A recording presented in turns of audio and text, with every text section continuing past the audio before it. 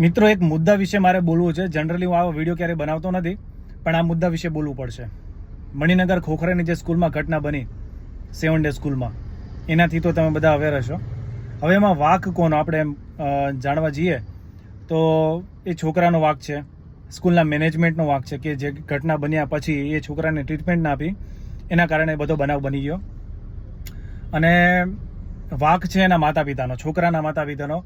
અને આજકાલના જે છોકરાઓ છે, આપણે આપણી વાત કરીએ તો આપણે 10માં 12માં પછી ફોન રાખતા થયા આપણી પાસે, અને એમાં પણ ગેમો ત્યારે હતી કેવી કે સ્નેક હતી, પેલી એંગ્રી બર્ડ હતી, પછી પેલી કાર રેસિંગની ગેમ હતી, એવી બધી ગેમો હતી. પણ પછી હમણાં આજના જે યુગમાં ગેમો આવી છે, ફ્રી ફાયર છે, પબજી છે, અને છોકરાઓ રમે છે ગ્રુપ બનાવીને 4, 5, 6 કે એ લોકો ટીમ બનાવીને પછી રમતા હોય છે. જો કે આપણે તો રમી નથી ક્યારેય.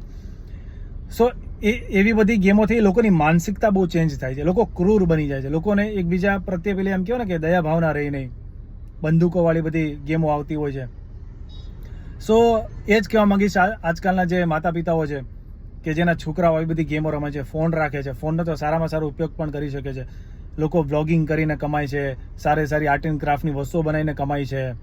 પછી અથવા તો ફોન ના હોય તો લોકો એક્ટિવિટીમાં આગળ પડતા આવતા હોય છે. ચીનના અને જાપાનના છોકરાઓ તમે જોતા હોય તો કેટલા લોકો જિમ્નાસ્ટિકમાં આગળ છે, એક્ટિવ છે. અને આપણા છોકરાઓ તો સ્કૂલ જાય તો પણ ફોન લઈને જાય, ટ્યુશન જાય તો પણ ફોન લઈ જાય, અને 8માં 10માં વાળાને તો ફોન આપી દે છે માતા પિતા.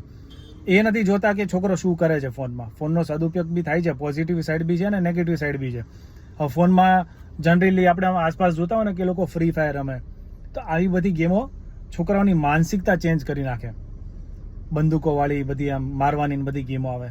આવી બધી ગેમોથી તો દૂર જ રહેજો, એવી ઘટનાઓ ન બને એટલા માટે અત્યારથી આપણે જાગૃત થવું પડશે. આપણા છોકરાઓ શું કરે છે, ક્યાં જાય છે, કોની સાથે રહે છે, એની સંગત શું છે, એ બધું આપણે જાણતા હોવા જોઈએ એઝ અ પેરેન્ટ્સ. અને તમારા છોકરાને જો તમે ફોન આપો છો તો એ પણ ધ્યાન રાખો કે છોકરો શું કરે છે ફોનમાં, કઈ ગેમ રમે છે. બિકોઝ સારી ગેમો પણ આવે છે, એમાં પઝલની ગેમ આવે છે, એક્ટિવિટીની બધી ગેમ્સ આવે છે, ચેસ આવે છે, ક્રિકેટ આવે, એ બધી ગેમો રમો. આ ફ્રી ફાયર ને બધું બંધ કરી દો. અને બસ એટલું જ કહીશ આજના પેરેન્ટ્સને કે તમારા છોકરાઓ શું કરે છે એનું પૂરતું ધ્યાન આપજો. અને નયન જે મૃત્યુ પામ્યો છે એની આત્માને ભગવાન શાંતિ આપે એટલી પ્રાર્થના સાથે વિડીયો ખતમ કરું છું.